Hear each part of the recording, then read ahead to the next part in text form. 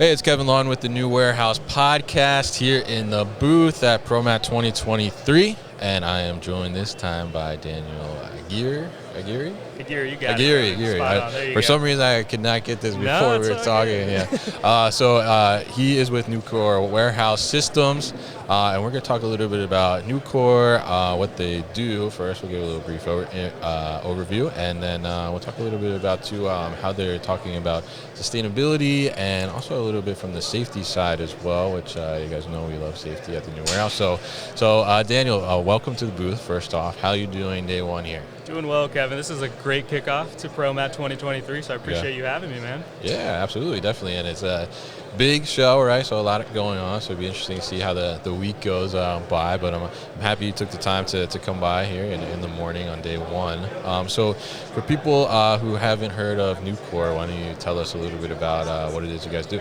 Yeah, definitely. At the core, Nucor is the largest steel producer in North America. They have multiple product lines, over 300 locations in North America, about 31,000 teammates.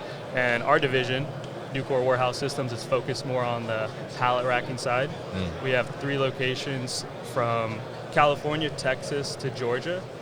And we really are focused on being that one handshake, end-to-end solution provider in the warehouse space. All right. And obviously, steel in the warehouse. Yes. We plenty need, of it. We yeah, kind of plenty need of it, it, right? So very good to have you on to talk about this, because I think that it's especially as we look at, we see warehouses getting bigger and bigger and bigger. Constantly, or taller. Yeah, and taller as well, right? So more steel we need there. So tell us a little bit about, from Nucor's perspective, like when you look at a show like this, what is the message that you guys are really trying to get out there as like a steel manufacturer? Yeah, definitely. We're the most vertically integrated, steel manufacturer when it comes to pallet racking. So what we try to push, we're number one in safety. For example, just a quick data point, last year we had probably over 50 live projects with 0 recordables. Right. And then additionally to that is sustainability. Yeah. We're the vertically integrated, so we could go down to a warehouse, old racking that's been sitting there for 40 years, tear it down, utilize our DJJ, our scrap partner, to recycle that steel, create new racking, and reconfigure it to the most sustainable and the most optimized solution for that warehouse. Interesting. So tell us a little bit about that from the sustainability perspective. So, what does that look like? They're recycling, they're melting down the steel? It's actually incredible. Yeah. I would love for you to have and go to one of our Nucor divisions that actually melt down the steel. Yeah, I love that. Huge scrapyard, a ton of machinery, grabbing cars and smashing it, anything you could think of that's steel related. Wow. Puts it in a huge melting pot. Yeah. Some electric arc furnace, zaps it, melts it down into steel, and it's produced into a new coil that can be roll formed into new rack. Oh, wow. Okay. Yeah. All right, cool. So, is that something that you guys try to do very often or as much as possible? Do you see a lot of companies, I guess, in that sense where, they have old racking, like you said, and they're looking to, bring in new racking or expand upon it or reconfigure? Is that something that a lot of companies are really interested in doing, is how can they preserve that and recycle? Of course, yeah. It's definitely talking about like the top Fortune 500 type companies. Yeah. If you go to them, they either acquired a warehouse from a old company who let it go and has some old configurations of the rack that's been sitting there for 40 years. Right. We'll partner with those companies, extract that old rack, send it to our, as I mentioned, our DJJ partner, and reconfigure what is optimal for their products that they're storing in that warehouse. So it's really just a closed loop sustainability that we're offering. Yeah, it's really interesting. And I'm curious, is there any since you guys are not having to go out and get new steel, right? For the company, is there any cost benefit there? Because it's you already have the steel, it's existing, or? It definitely helps our DJJ partner, right? The more scrap we can get in those facilities, the more steel we can make in North America for all of customers, not just NWS. So, it's definitely a benefit for us, and just pushing that sustainability point and being that one source to really be vertically integrated and offer that type of product or offering to the customer who wants to be more sustainable. Yeah. Okay. Interesting. Yeah. I was curious about that, and I think it's a great thing, because especially as we look at the logistics and warehousing space. I think a recent conversation I had with somebody, I don't know if this is the right data point, but something like, all the carbon emissions like in the world, like we're responsible for something like close to like 20%, I think, or somewhere around there. That sounds about right. Yeah, it seems like in just our industry. So I it's can like see a that. huge thing. Yeah. So I mean, there's a lot of that stuff going on. So the fact that you guys are taking that into consideration and trying to create other sustainability avenues that just make sense. I mean, it's very, very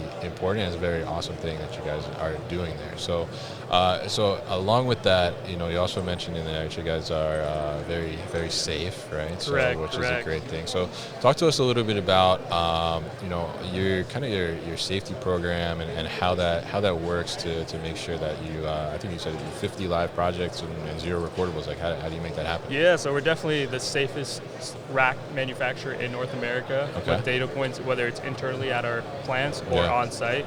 Wow. And the way we really are striding for to being the #1 safety provider when it comes to warehouse systems is our safety manual. Yeah. We're the first ones who actually created a safety manual for install work on site for multiple type of products. Mm-hmm. So we ensure that all of our installers are certified and follow that manual.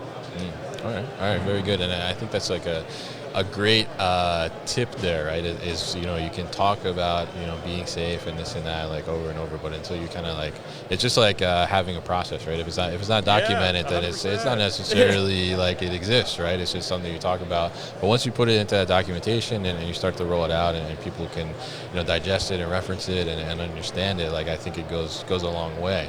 So I mean, how important is that safety to the culture, and like how does that kind of resonate out to everybody that works for Nucor? Yeah, definitely. I would say within Nucor's culture, that's #1, right, is being the safest steel company in the world.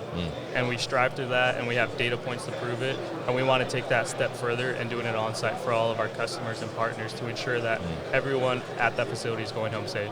Yeah, absolutely, and I think that's a great thing, and that should transfer over into like the warehouse itself too, as a warehouse, right? Exactly. Yeah. So now from a safety perspective too, I guess you mentioned kind of earlier in our conversation where you're talking about people are going higher too, right? Definitely. So oftentimes when we start to go very high, and you get loads, pallets way up in the sky, right? And you start looking up, you're like, oh man. Yeah. So how do you ensure, I guess, that the racking, as people want to go higher, that the integrity remains of that and the strength of the steel and that safety aspect is still in play?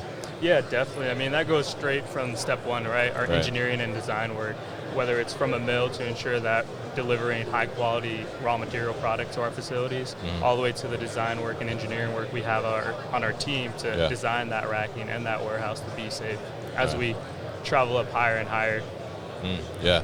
I mean, I think it's really interesting, and especially as I've even seen where people are like raising the roofs of existing warehouses. Like it's pretty crazy, and I mean it makes sense, right? You want to utilize that cube as much as you can.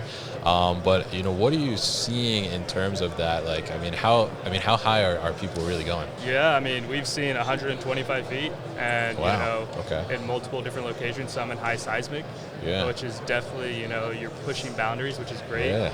Luckily, as I mentioned before, we have multiple product offerings, so expertise in different product lines that go into, let's say, an ASR's rack supported building. Yeah, interesting. That's super high too. It's incredible to see. Yeah. You kind of just see like a black box in the middle of a city. You're like, what is that thing? And then you realize there's a full automated warehouse system that's going on right there in our neighborhood. So it's quite impressive. Yeah, very interesting. And so, I mean, in that regard, what do you see?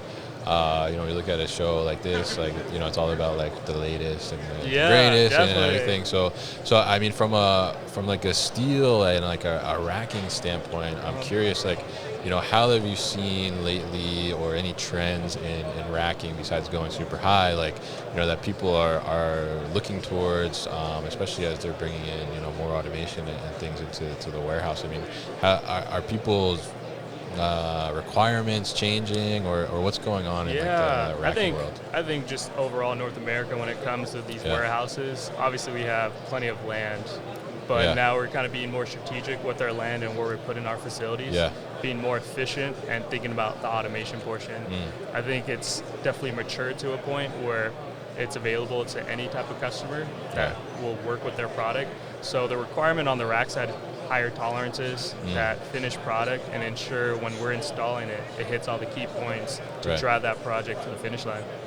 So I want to thank you for coming by the booth and talking to me here. Really interesting stuff, and I will say, congratulations on the safety thing. I mean, I think that's an incredible thing, and I feel like every company should strive to that, and it's great that you guys put it in such high regard. So kudos to you guys for that, definitely. If people want to learn more about Nucor, how can they do that? Yeah, definitely. You could go to our LinkedIn or just our website, Nucor Warehouse Systems. Appreciate your time, Kevin. This was great. Yeah. It's a perfect way to kick off ProMat 2023. So now I'm excited. Get ready to hit the trade floor. Oh, yeah. He's pumped up. All right, man. So thank you so much for coming by the booth, and we'll definitely put more information about Nucor at thenewwarehouse.com as well. So, Daniel, thank you once again. Awesome. Thanks, Kevin.